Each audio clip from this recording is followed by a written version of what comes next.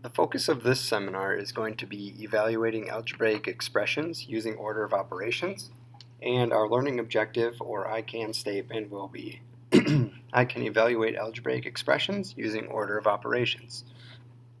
So at this point, what you should do is pause the video and write this in your notebook.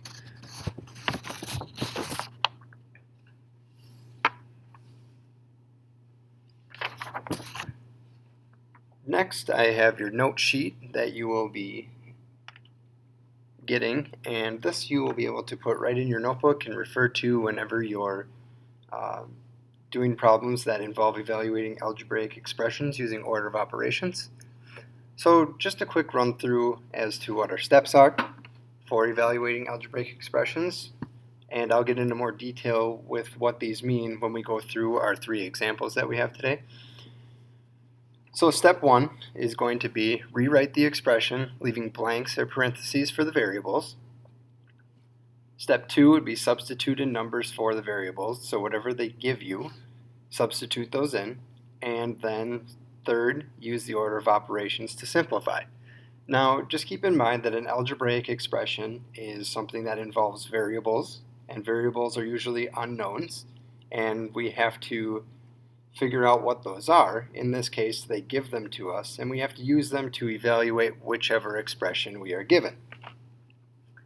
So today we're going to look at 3 examples, one involving whole numbers, another one using fractions, and another example using decimals, because you do encounter all 3 of these within ALEX. So example 1 we'll be doing using whole numbers. So I'm going to work through these problems on a separate sheet of paper so that it's bigger. However, I would like you to do the problems within the boxes that I've provided here for you.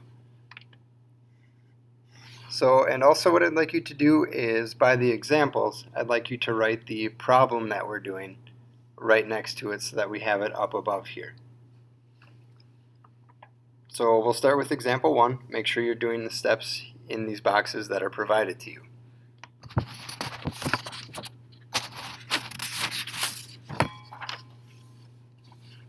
Okay, so example number 1, remember that's going in these boxes here, and we'll use this sheet to refer back to the steps.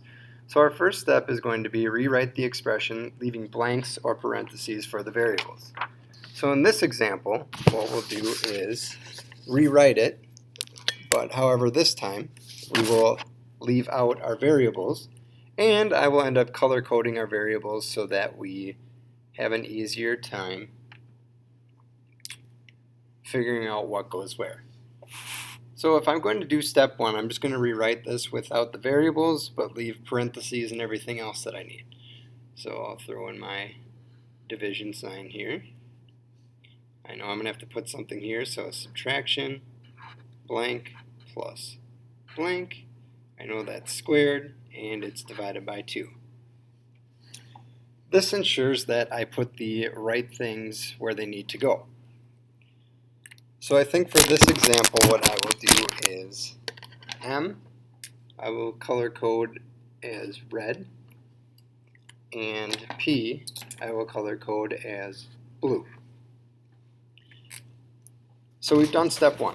We've rewritten our expression, leaving blanks and parentheses for the variables. Now step 2, what we're going to do is substitute in numbers for variables, so we're going to replace the variables with the numbers that are provided. So I'm going to do that in color here. So we have M first, so we know that's 6, so 6 minus, and then we have P, which is negative 8, so I'm going to put that in,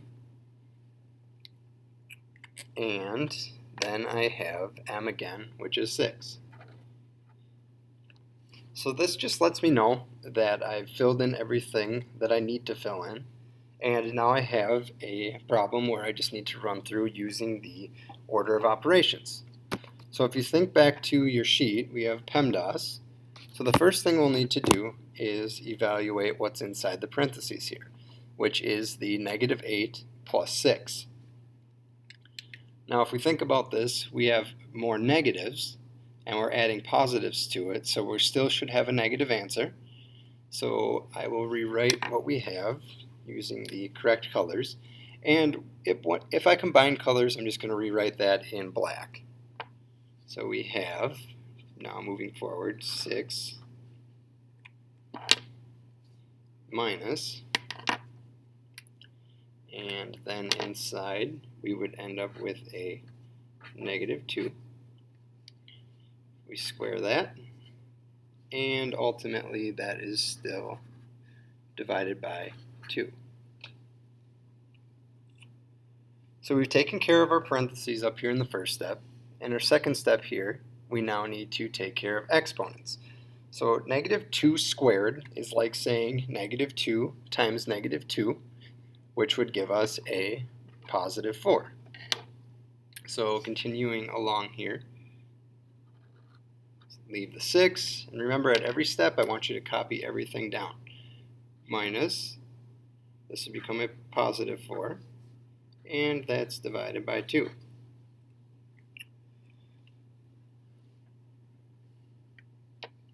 Now before we can do the division here, we need to take care of the subtraction, which is 6 minus 4, which would just give us 2. So we have 2 divided by 2, which ultimately gives us 1.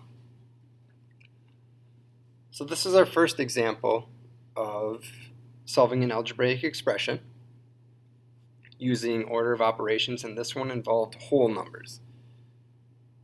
Put this back up here if you need the steps. So one key important thing to remember is to rewrite this with blanks like we did at first, fill in what we're given, which is m and p in this case, and then work through your operations one step at a time. This is what I would like to see you give me for work. I can see every step and everything that you did.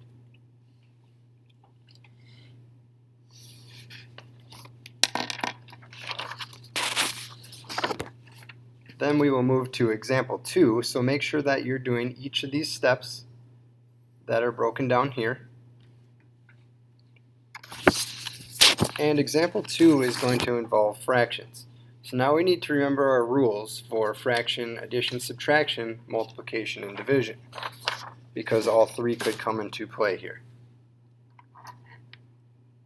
So if you remember, step 1 says rewrite expressions leaving blanks or parentheses for variables.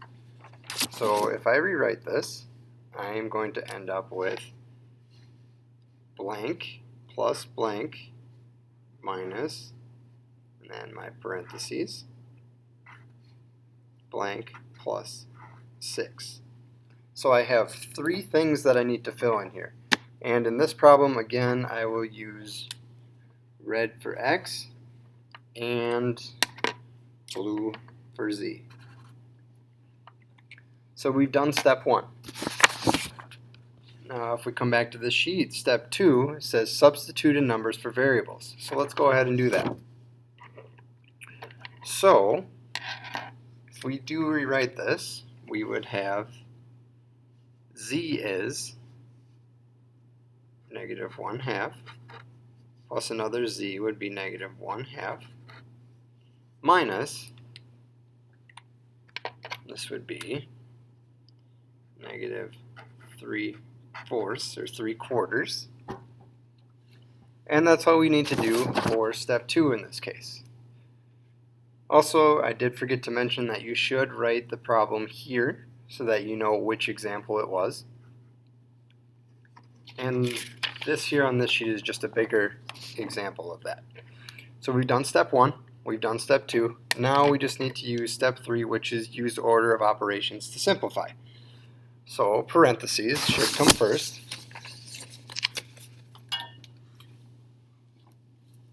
So let's take care of that. So that would be this -3/4 plus 6. So if we were to do that, it's basically like saying 6 minus 3/4. So we should have a positive answer here because there are more positives than negatives here. We only have a fraction of a negative and we have 6 wholes. So if I'm going to go through and do this, I'm going to do 5 minus 3/4, and this one you might be able to just do in your head. So that would give me, let's see, 5 1/4. If you want to write this as a improper fraction, I'm okay with that as well. And then we need to fill back in everything that we have. Once again, I'll use the same color until I combine. So we have -1/2 plus -1/2 minus 5 1/4. Now remember here, this is a problem where we have addition and subtraction. So that means we need to move left to right through this. We can't do like -1/2 minus 5 1/4 first. We have to do the -1/2 plus -1/2 first. Now -1/2 plus 1/2 works out kind of nice here.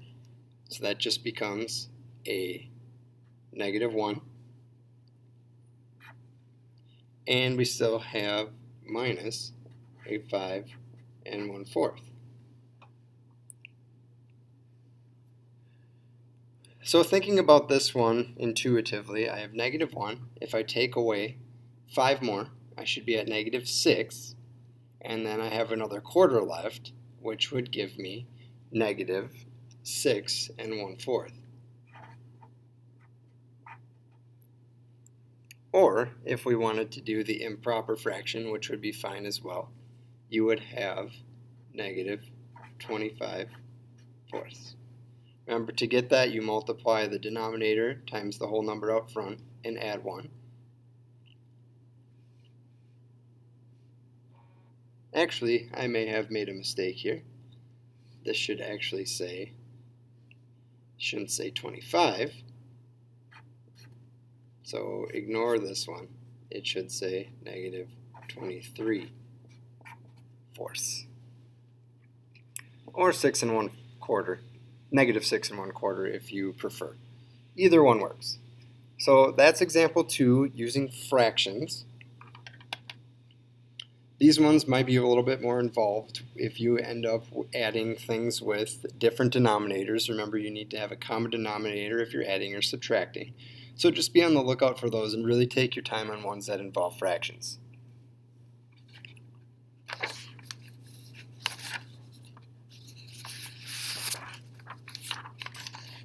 Alright, then last but not least, we have example number 3. Remember to copy the example down here so that you know what problem we were doing at what time. And this last one's going to involve decimals. And this is the problem that you'll need to copy down. So if you remember, step 1 is rewrite the expression, leaving blanks and parentheses for variables, blanks or parentheses I should say. So let's go ahead and do that. So with my black marker, I'm going to say blank minus, in parentheses, we have something, and then we have another set of parentheses, and a subtraction sign between those. So we've taken care of step 1. So this one involves 3 variables, x, y, and z, so I'm going to use 3 different colors here. So red for x, blue for y, and green for z. So let's go ahead and fill in what we have here. So we have a y first, so that would be my 3.6 minus, we have a z in there, and z is -0.4 minus -0.4. And then we have an x and a y, which would be 2.5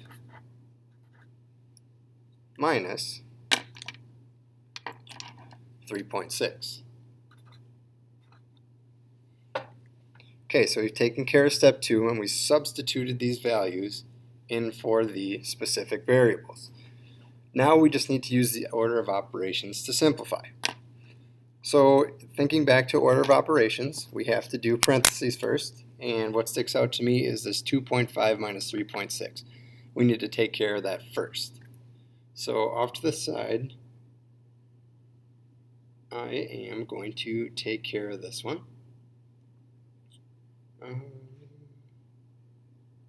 What do I want to do here? I think I can just say 3.6 minus 2.5, and then I know that there's going to be more negatives here, so my answer at the end should just be negative. 6 minus 5 is 1, and 3 minus 2 is also 1. Remember, the decimals just move down, so if we were to do this, we should get negative 1.1. So I'm going to go ahead and rewrite everything. 0.6 minus, in parentheses, make it a little bit bigger since I had to squeeze it in before, negative 0.4, and then that is multiplied by negative 1.1.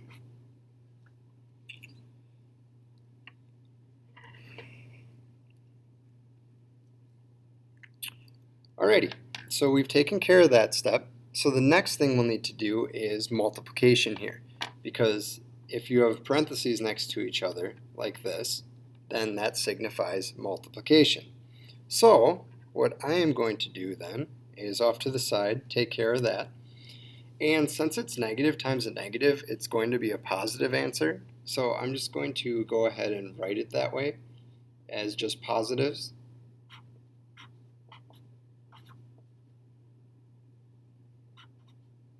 And I'm just going to go ahead and multiply this. And how I can think about this is just 11 times 4. And then I'll move the decimals into place at the end when I need to. So I know this is 44.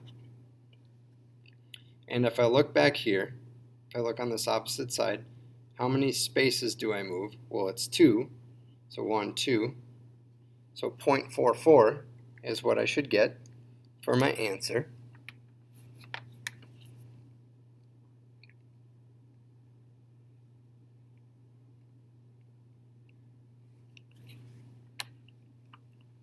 Yep, so I was just verifying that that was correct there.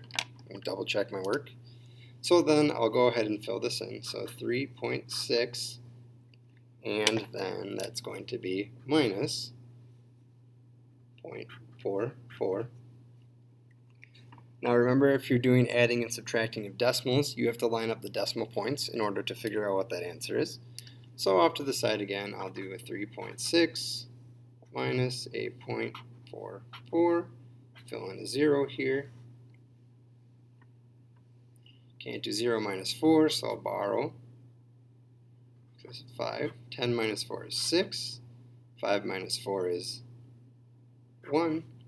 Bring your decimal down, and 3. So our final answer in this case is going to be 3.16. So as you can see, that when we move away from using whole numbers and go into fractions and decimals, that it gets a little bit more involved, and you have to remember certain things like how to multiply decimals, how to add decimals. Your integer operations still come into play here.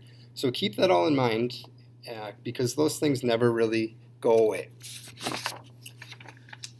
So at this point then, you should have this graphic organizer all filled in for example 1, 2, and 3, and steps 1, 2, and 3 filled.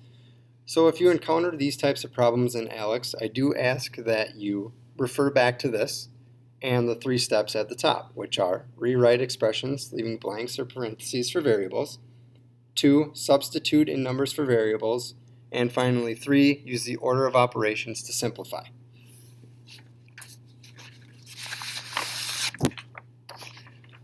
So then, just to refresh, this was a seminar on evaluating algebraic expressions using order of operations, and our main objective for this lesson was I can evaluate algebraic expressions using order of operations. So hopefully this seminar clears up any questions that you had concerning this topic. If you do have questions in the future, please do ask me, as I'd be happy to help.